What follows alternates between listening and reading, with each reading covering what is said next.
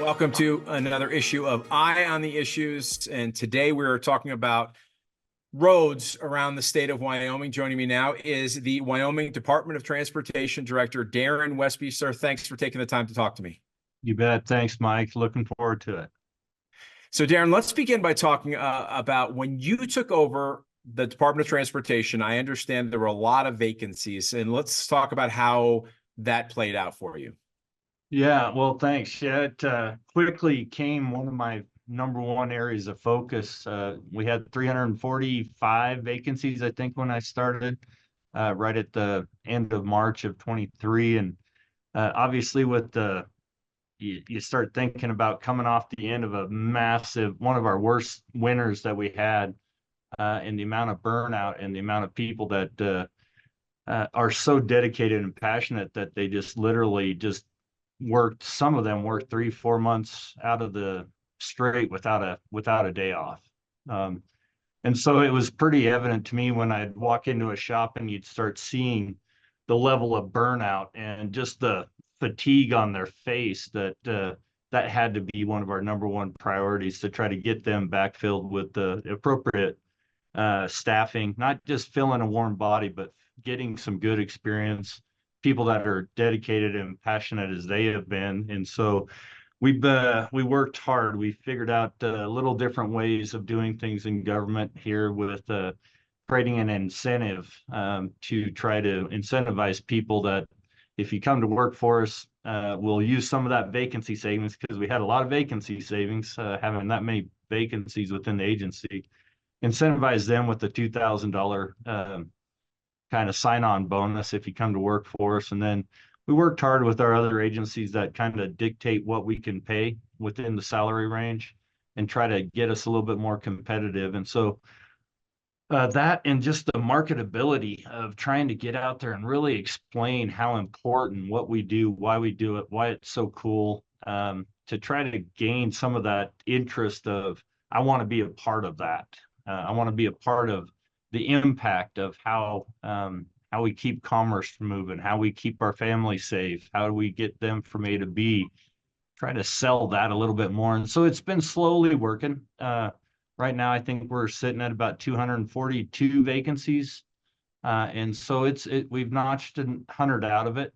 I am trying to set some targets for us to hit, and I think that target's going to be around 10%, so roughly about 200 vacancies, knowing that we're always going to have attrition, knowing that we're going to have some turnover and retirements. So we're an aging agency, and so we're going to have some of those retirements, but really working towards how do we try to get some of those backfilled before all that knowledge base leaves our agency, before that happens, and then get on a 10% cycle, and we'll probably be able to effectuate our mission accordingly. Sure. And so for people that want to find out more about these job opportunities, where do they go and what type of people are you looking for?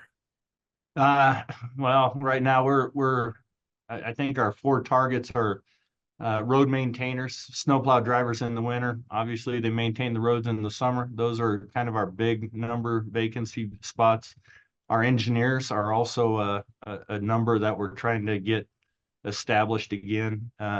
We have highway patrol within our agency.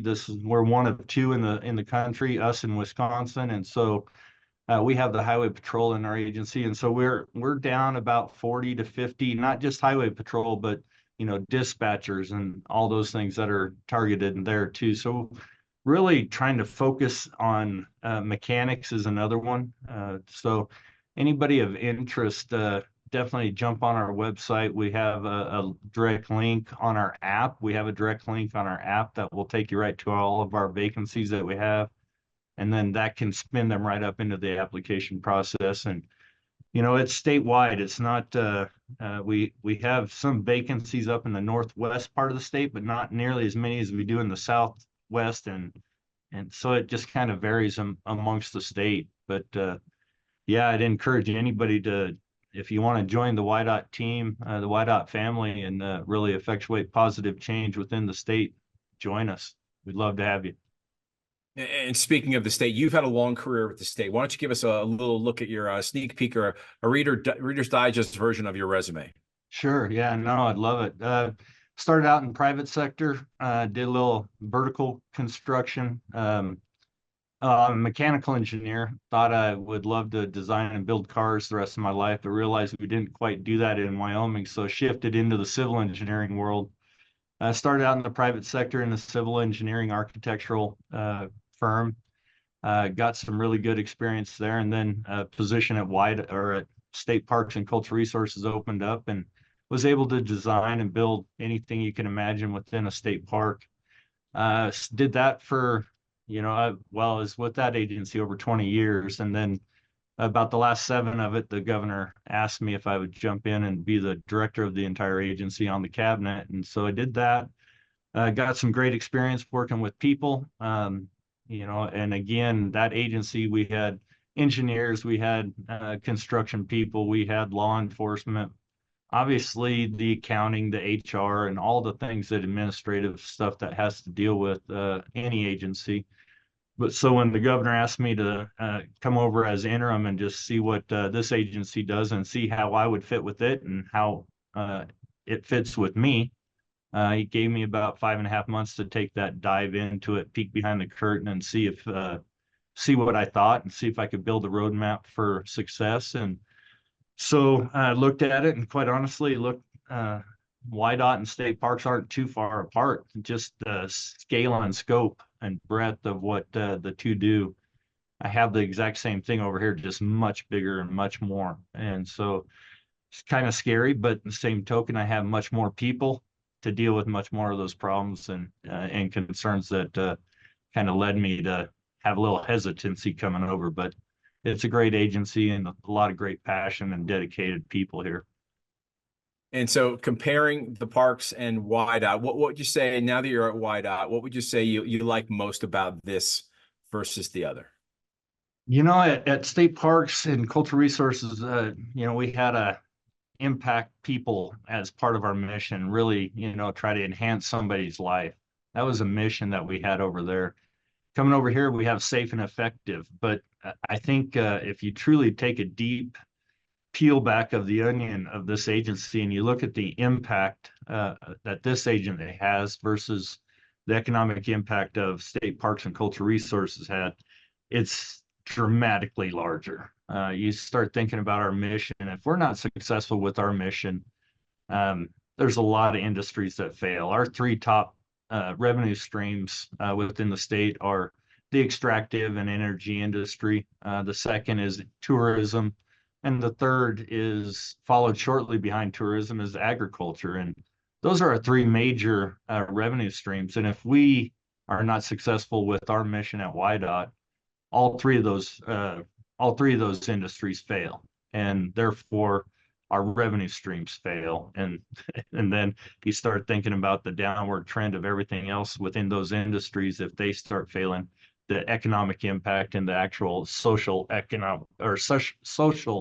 impact that starts to have throughout all of our little communities around the state. So Darin, let's talk about the state of Wyoming roads right now. How would you describe the state of the state's roads? Sure. Well, I think all in all, the state of the roads are in decent shape.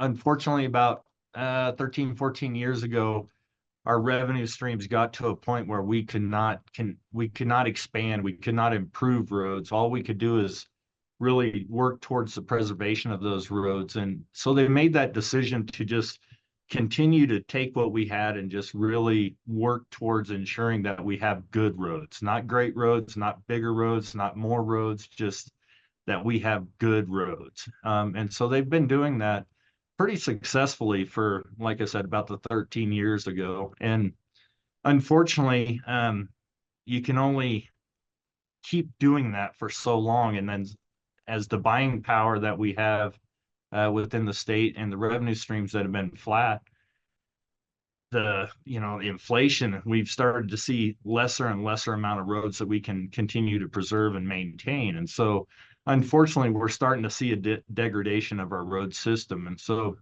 a big push that we have going on right now within, it's probably our number 2 or number 3 areas of focus, is trying to improve our stateside funding so we can increase what we get to do within the state, not only just maintaining our roads at a certain level, but there's definitely some expansion and capacity issues that we're starting to see that our needs are. Southwest and Southeast Wyoming are growing exponentially. And if we're not trying to stay out in front of that capacity growth, we're going to be behind the times and we're not going to be able to keep up with it. And so really trying to focus our energy on what does it take to increase our stateside funding, ensure that we have stabilized federal funding, but more importantly, how do we increase that stateside funding so we can really start growing what we know we need to do within the state in terms of our infrastructure. And speaking of funding, if you give me a ballpark, what is your budget on an annual basis for maintaining the roads? And you do, I gather, get some money from the feds, and how does that play into the picture? Yeah, well, we're unfortunately right now our roads are about 70-30, 70% federally funded, 30% stateside funded. And so unfortunately with that comes the consternation of what happens if the federal dollar starts to decrease. If we're not shoring up the stateside funding, that really puts everything that we're trying to do at risk. We're definitely going backwards. We saw about a 30% increase in federal funding over this last funding bill, which is great.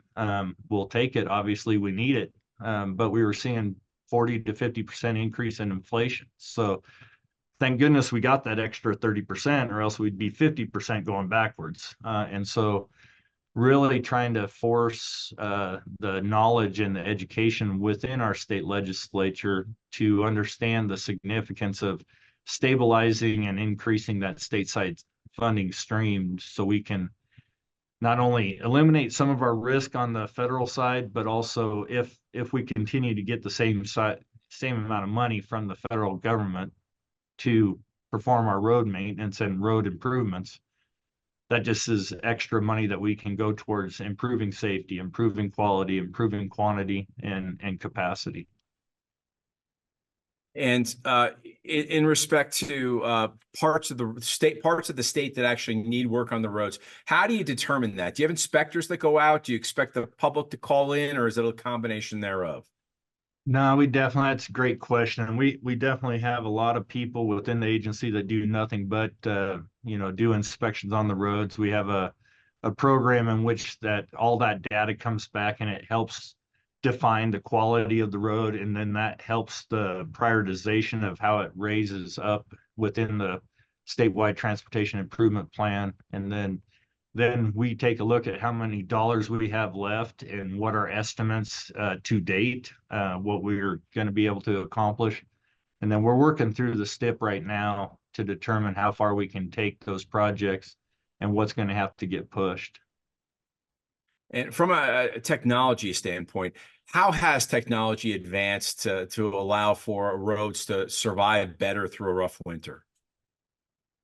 That's a great question, and probably one that I would have to lean on somebody better, but somebody that has a little bit more experience and knowledge of that. But I know just from the fact that what we're doing on our roads, it seems to be doing a little bit better. But I think the more important thing is ensuring that we're staying out in front of the appropriate maintenance schedules that we need to ensure it doesn't fall off the cliff. Right now, we call it shave and pay. We get out there and do as many of those as we can to ensure that we're extending the life of that structure. But if we don't do it at the timely fashion, we'll be going back in and having to do a reconstruct, which is 4 times as much as just a general preservation maintenance project. Sure. Understood. Okay. Last question for you. And this is the one I always like to ask people in Wyoming. What do you like most about living in the state of Wyoming? Man, there's too many to really nail down to one, but I think the people here are amazing, and it drives the opportunity to have wide open spaces. I think most of the people that I visit with that come through the state, they're just amazed at how wide open it is. And once they get here, they feel very welcome. and people are very open to ensuring that everybody has a great time when they're here. Agreed. I've been there and I agree 100%. And Darin, thank you so much for your time. We appreciate it. Anybody wants to learn more about Wyoming from the Wyoming Liberty Institute, just go to wyliberty.org. Sign up for our newsletter. Thank you, sir. Thank you, Mike. Appreciate it.